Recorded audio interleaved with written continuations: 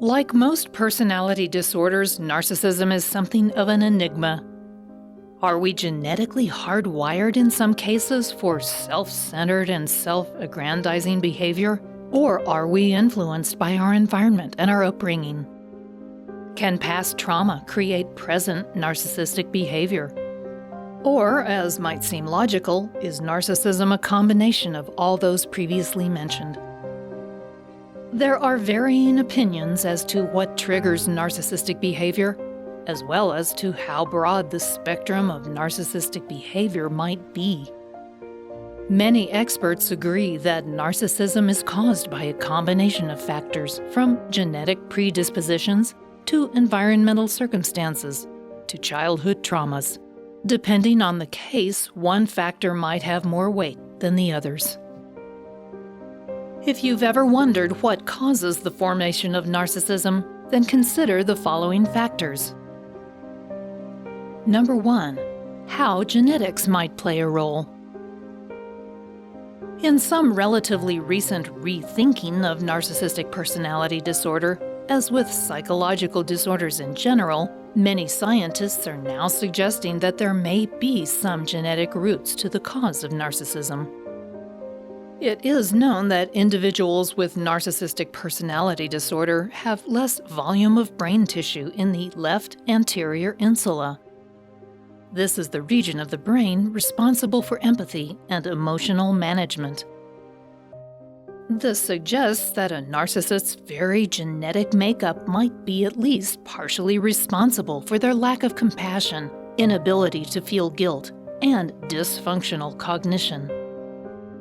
It also indicates that the potential link between narcissism and sociopathic behavior grows out of genetic deficiencies.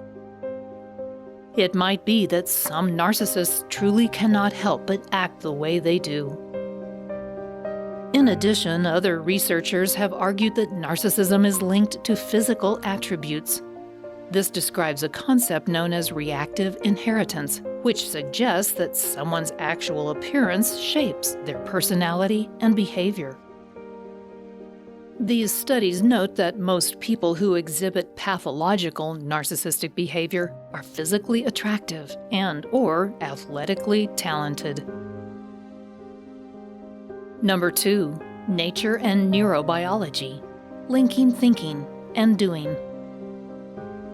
There are also clear links between brain development and the circumstances of childhood. That is, if a child is abused, neglected, malnourished, or otherwise mistreated in significant ways, this prevents the brain from developing fully and normally. While this isn't innately genetic, it certainly points to a biological explanation of narcissistic behavior. This argument suggests that narcissism arises from the interplay between genetic predisposition and environmental influences. If someone is born with a smaller anterior insula and is raised by a loving and caring family, then they may or may not develop narcissistic tendencies.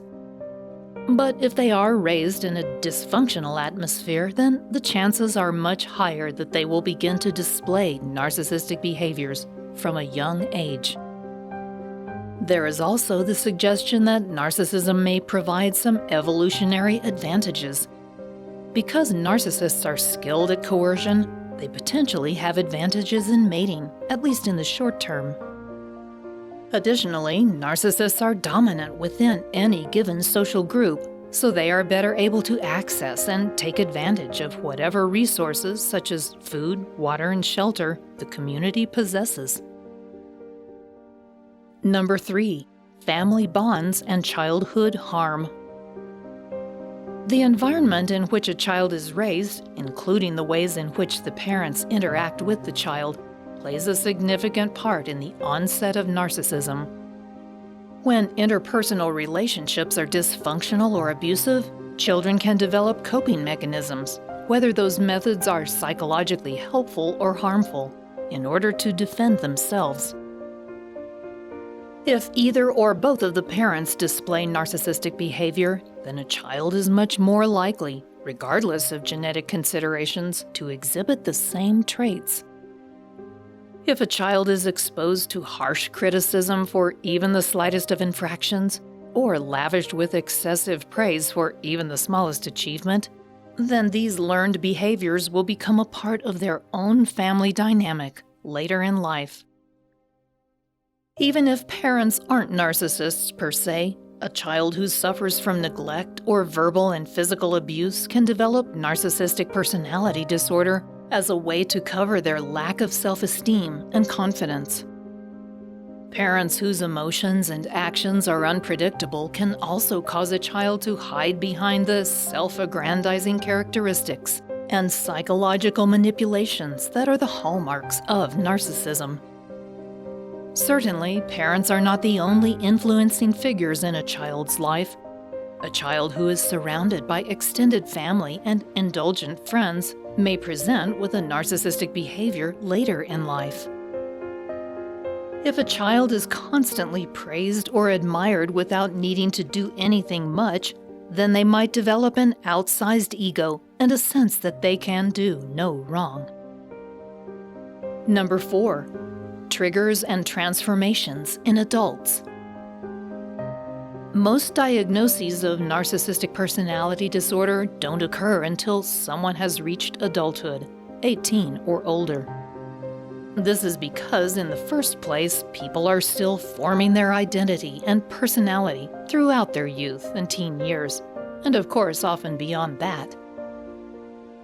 It is also because many children exhibit narcissistic behavior, which is quite natural as your superego, that is, compassion for others, develops after your own ego is formed. So, narcissism that may present itself in young children or even teenagers may simply be a part of the process of becoming a full-fledged adult. These characteristics may dissipate over time as the child becomes more socialized, as the teenager becomes more thoughtful in their actions. If these tendencies don't fade away, then you may be dealing with someone who technically has a disorder.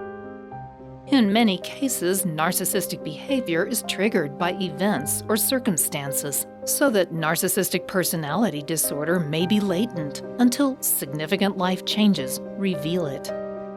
For example, a serious relationship or marriage can trigger the behavior, or the birth of a child. Narcissism can also develop over time, as previously suggested, and someone with genetic predispositions or environmentally relevant factors may slowly slide into narcissistic behavior. For example, someone with tendencies secures a powerful position at work, which triggers a growing narcissistic response full of entitlement and exaggerated successes. While narcissism can be the result of a difficult nurturing environment, there is also evidence to suggest that it might also claim some genetic and biological causes. Most likely, narcissism develops out of a complex set of interactions between genetics, biological development, childhood circumstances, and situational triggers. It's not nature versus nurture. Rather, it's nature in tandem with nurture. Now that you have a better idea about the factors that influence the development of narcissism, you might want to learn more about some of the types of people narcissists find attractive. Check out the next video, What Types of Women Are Narcissists Attracted to learn more about that. Thanks for watching.